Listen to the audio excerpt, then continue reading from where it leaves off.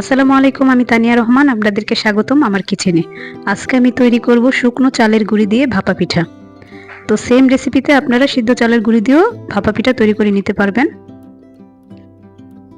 তো প্রথমে আমি একটি বাটিতে নিয়ে নিব মেজারমেন্ট কাপে 4 কাপ পরিমাণ শুকনো চালের গুঁড়ি।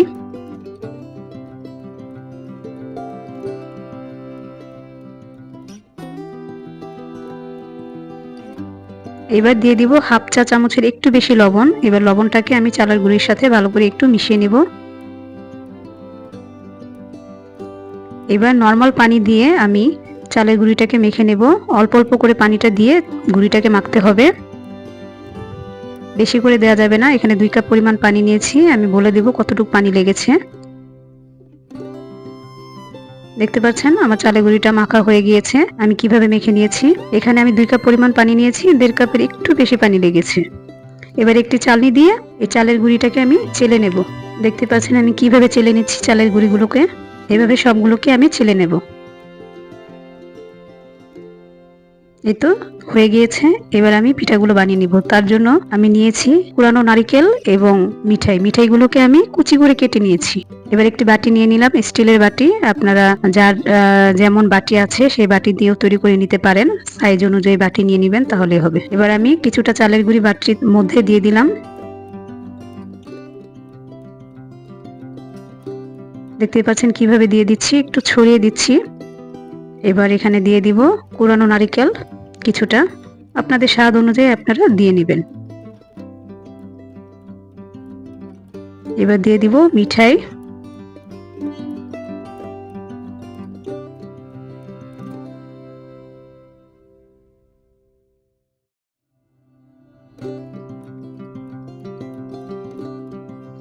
তারপর উপর থেকে আবার কিছুটা কোরানো নারকেল দিয়ে দিব।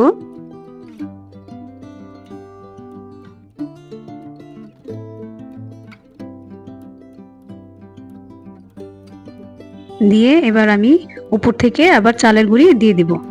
তো ঠেসে ঠেসে দেওয়া যাবে না, হালকার উপরে চালের গুঁড়িটা দিতে হবে। এই তো এবার হাত দিয়ে এটাকে আমি সমান করে দেব। দেখতে পাচ্ছেন আমি কিভাবে কাজটা করছি।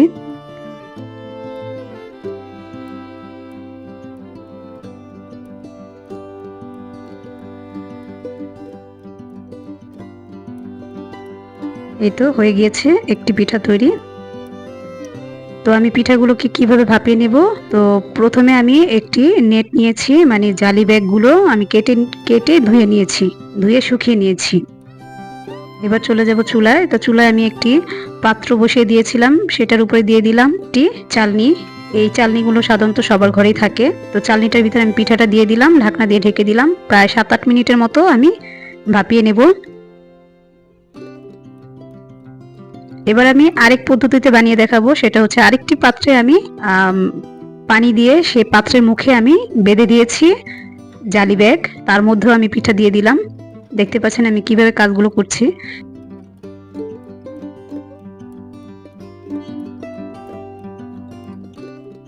এই তো হয়ে গিয়েছে পিঠা। এর আগে আমি আর 2টি পিঠা তৈরি করেছি, সেগুলো আর দেখানো হয়নি।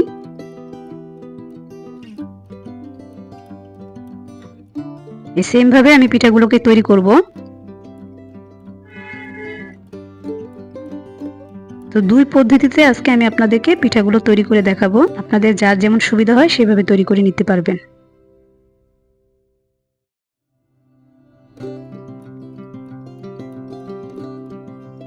তো আপনাদের কারো কাছে যদি আমার ভিডিও ভালো লেগে থাকে তাহলে লাইক কমেন্ট করে দিবেন এবং সাবস্ক্রাইব করে পাশে থাকবেন।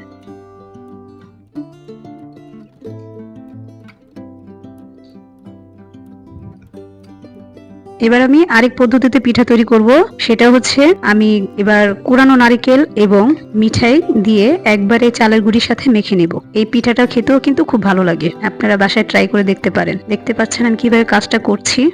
আমি আমার স্বাদ অনুযায়ী আমি পিঠার মধ্যে নারকেল এবং মিঠাই দিয়ে দিলাম চালের গুঁড়ির মধ্যে। এবার মেখে নিলাম আলতো হাতে, বেশি করে মাখা যাবে না, কারণ মিঠাই থেকে পানি ছেড়ে দেবে। এবার আমি পিঠাগুলোকে ভাপিয়ে নেব। দেখতে পাচ্ছেন আমি বাটির মধ্যে দিয়ে দিলাম কিভাবে। তো আগের পিঠাগুলো যেভাবে বানিয়েছি সেম ভাবে এগুলোকেও বানিয়ে নেব, কিন্তু এই পিঠাগুলোকে খুব দ্রুত বানাতে হবে, কারণ মিঠাই থেকে পানি ছেড়ে দেবে।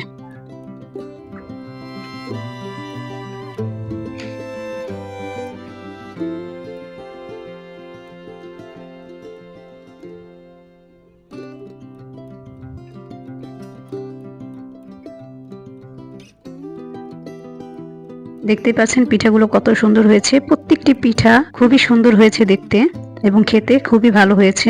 এই পিঠাটাকেও আমি সেম ভাবেই ভাপিয়ে নেব।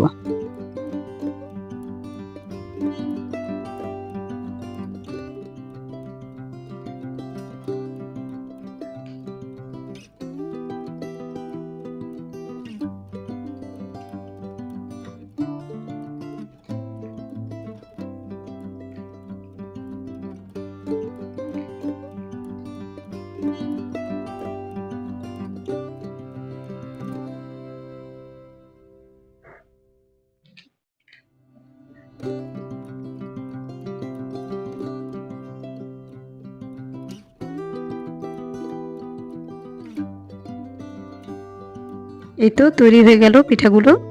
তো এইভাবে সবগুলো পিঠা আমি তৈরি করে নিয়েছি।